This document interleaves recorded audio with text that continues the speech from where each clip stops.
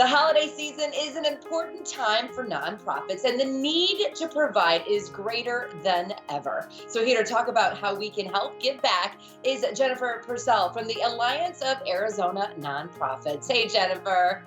Hi, thanks for having us here today. Well, what an important topic that we have today. But before we dive into how we can help give back, tell us, what is the Alliance of Arizona Nonprofits?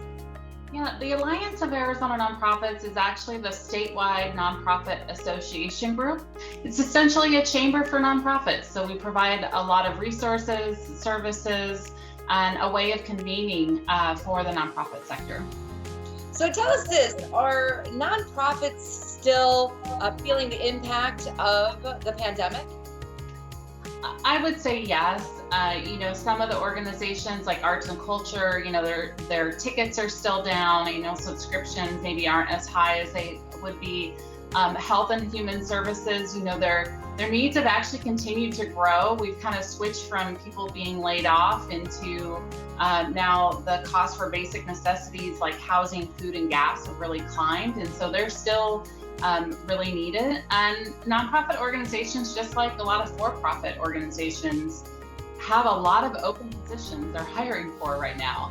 So as we enter the holiday season, the need is even greater. So what is the greatest need for nonprofits during the holidays? During the holidays, I would say monetary always reigns, especially when you're talking about health and human services. There's an increased need. We've been hearing about some of the turkey drives and gift giving and those sorts of things. We even on our website on azgives.org, we run Arizona Gives. We have giving e-cards that people can purchase for the holidays. So there's lots of different ways that people can give. So Jennifer, what we really need to know is that the people who use nonprofit services are really a wide range of individuals. They really are. All walks of life actually use nonprofit services, and you never know when someone is going to be in need for some additional help for food, or clothing, or just support. When we've all been through the last couple years with the pandemic, and surprises have been around every corner, and oftentimes nonprofits are there to lift people up and help them move along and move forward from those challenges. So really every walk of life, regardless of income, regardless of where they live, they're at some point in their life probably going to need the service of a nonprofit. So you think about the enormity of how many nonprofits are out there. Volunteers are still needed? Yes, volunteers are still needed. Really the health and human services area has never stopped having the need for volunteers. They just practiced social distancing. They put in safety protocols, and we're seeing more and more groups are opening their volunteer opportunities. Some are still doing things virtually too. So I would encourage you to check out your local United Ways if you have one nearby, your food banks.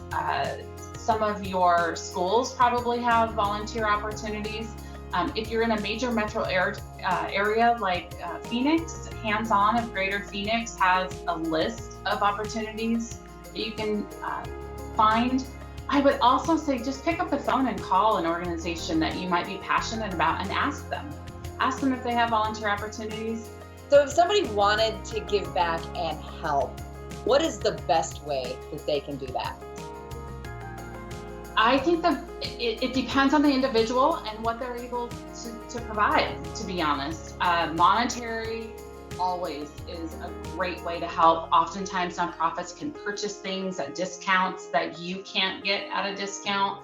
But monetary and money is king when it comes to helping a nonprofit's mission and finding a local cause that you're passionate about and helping. Jennifer, thank you so much for joining us today. And if you would like more information on how you can help our nonprofits, just head over to the Alliance website.